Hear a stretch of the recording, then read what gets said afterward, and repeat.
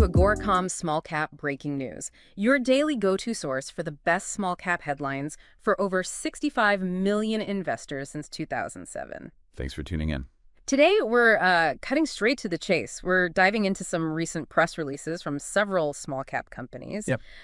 Our mission really is to pinpoint the real news, those financial or operational highlights that might actually signal a genuine opportunity, something we're looking into further. Absolutely. We've got a few interesting ones lined up. We're looking at Northern Graphite, that's NGC on the TSXV. Okay. Then Rua Gold, RUA, also TSXV. West Point Gold, WPG, TSXV again. Got it. Independence Gold, IGO, another TSXV ticker. And finally, Dragonfly, DPRO on the CSE. Quite a list. So let's break it down. What's the first headline grabbing our attention? All right, first up is Northern Graphite. Headline reads, Northern Graphite and BMI Group to collaborate on development plan for battery anode material facility at former Baie-Comeau paper mill. Okay, collaboration, new facility. What's the key piece here for an investor? What should they really focus on? Well, I think the crucial elements are the scale and the strategic positioning. Northern Graphite, NGC, they're actually the only flake graphite producer currently operating in North America. Really? The only one? The only one. And this plan with BMI Group is about looking into a battery anode material, or BAM, facility up in Baie-Comeau, Quebec. Okay. And the potential scale is pretty significant, maybe 50,000 tons of graphite concentrate processed per year, just in the first phase. 50,000 tons. Wow, okay, that's substantial. And the headline mentioned a former paper mill site. Why is that important? Right, exactly.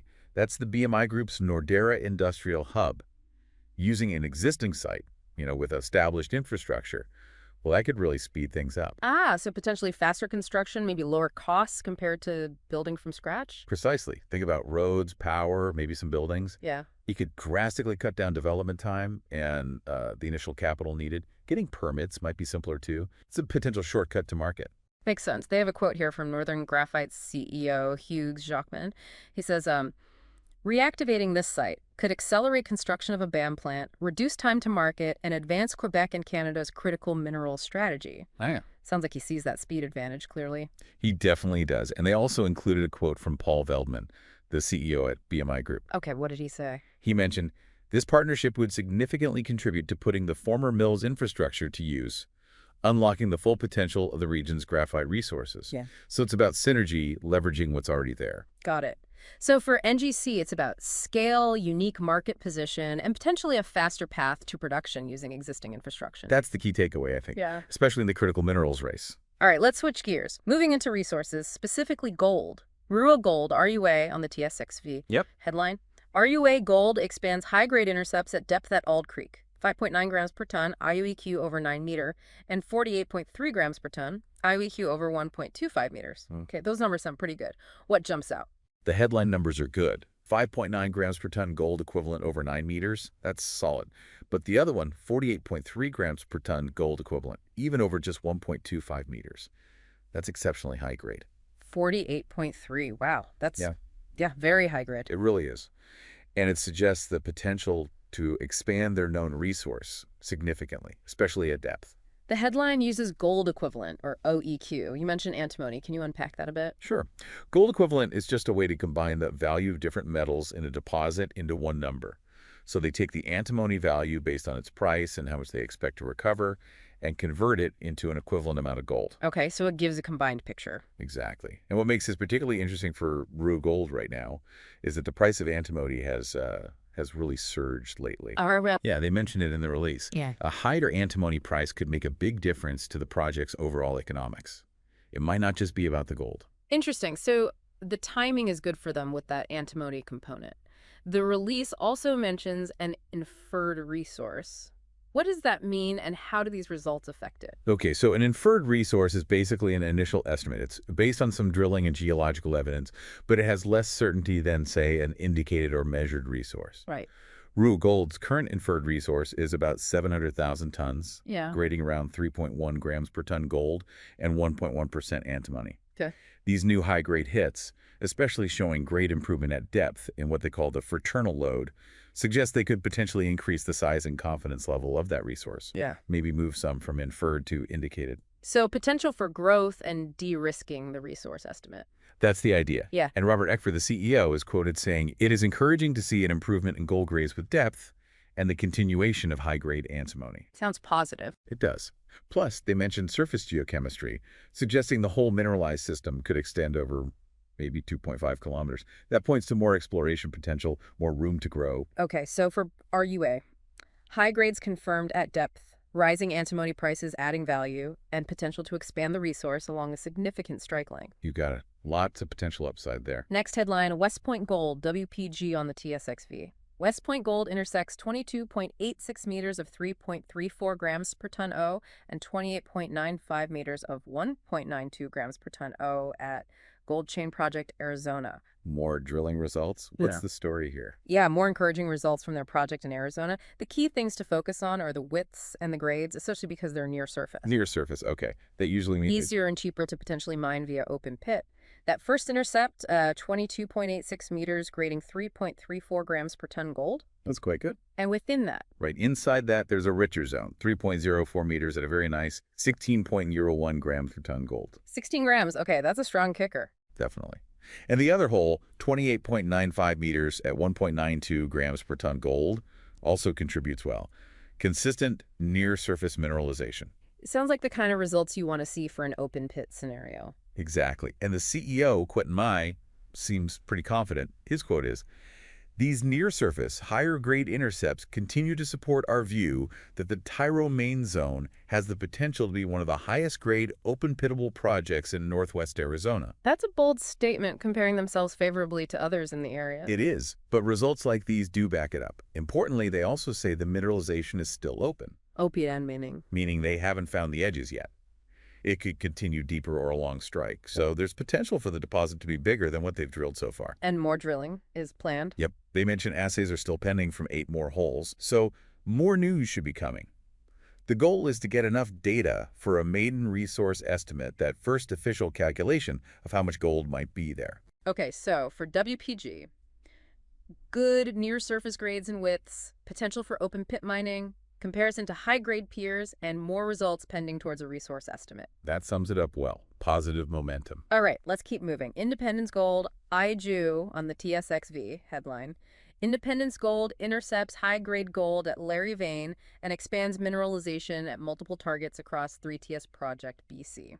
Sounds like they hit on several fronts. Yeah, this one's got a few interesting pieces. It's from their 3Ts project up in British Columbia. Okay, what are the highlight results? The standout number is probably from the Larry Vein target. They hit 5.95 grams per ton gold and also 23.09 grams per ton silver over a decent width of 7.45 meters. Almost 6 grams gold over more than 7 meters. Pretty solid. Very solid. And importantly, this hit confirms the vein continues down dip, meaning deeper. It shows continuity, which is what you want to see for resource building. Right, continuity is key. The headline also says expands mineralization and mentions multiple targets. Exactly. They didn't just hit a Larry.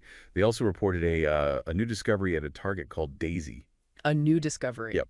A new mineralized zone there returned 4.60 grams per ton gold and quite a bit of silver, 94.74 grams per ton silver over 2.85 meters. Wow, almost 100 grams silver. And finding a whole new zone is significant, right? It really is, especially if it has traceable extent on the surface, as they suggest. It opens up a whole new area for exploration on the property. And anything else? They also drilled deeper at another known area, the Tedmint vein system.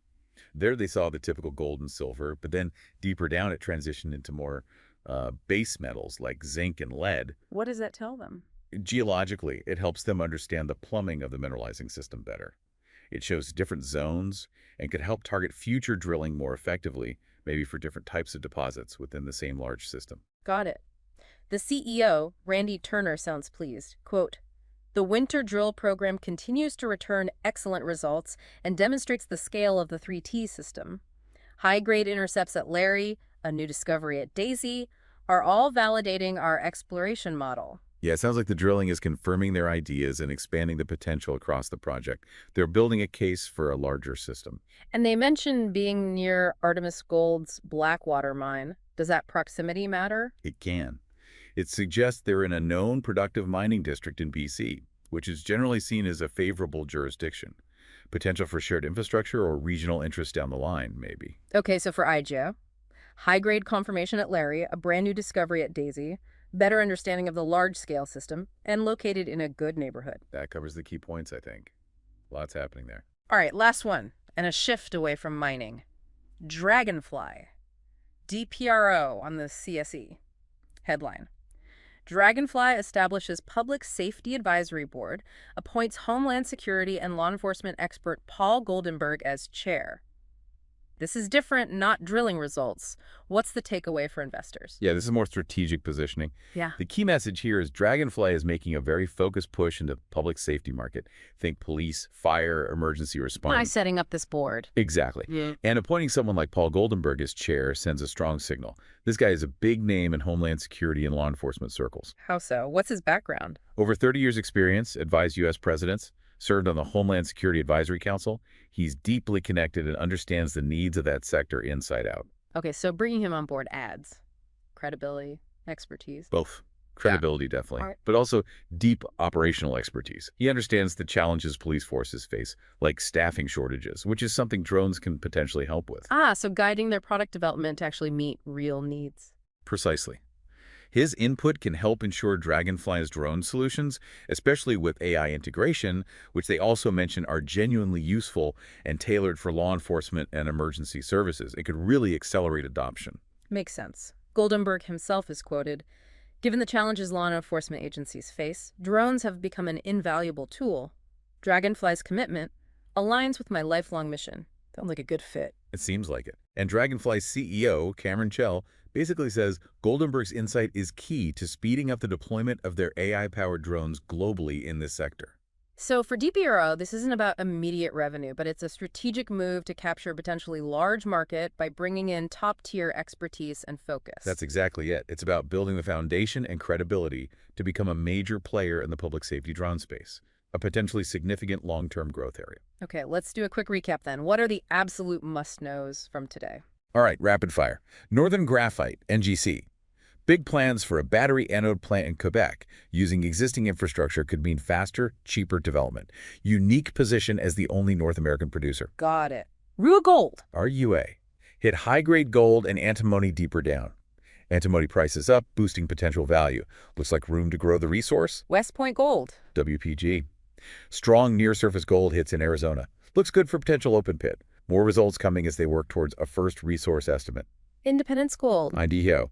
Good grades confirmed at depth, plus a whole new discovery at Daisy. Shows the potential scale of their BC project. And finally, Dragonfly. DPRO. Strategic move into public safety. Appointing a major Homeland Security expert to lead an advisory board signals serious intent to capture that market with their drone tech. Okay, great summary. So those are the headlines and the key operational or financial nuggets we pulled out. Yep. But remember, this is just the first look, the breaking news angle. It's essential to do your own homework. Absolutely. We always say this just to flag what's happening. You need to dig deeper, do your own due diligence on any company that catches your eye. Couldn't agree more. So with all that, maybe a final thought for our listeners to chew on. We've seen news from critical minerals, precious metals, high-tech drones for public safety. Given all these different developments, which of these stories do you think presents the most interesting risk-reward scenario right now? Something to consider as you start your research.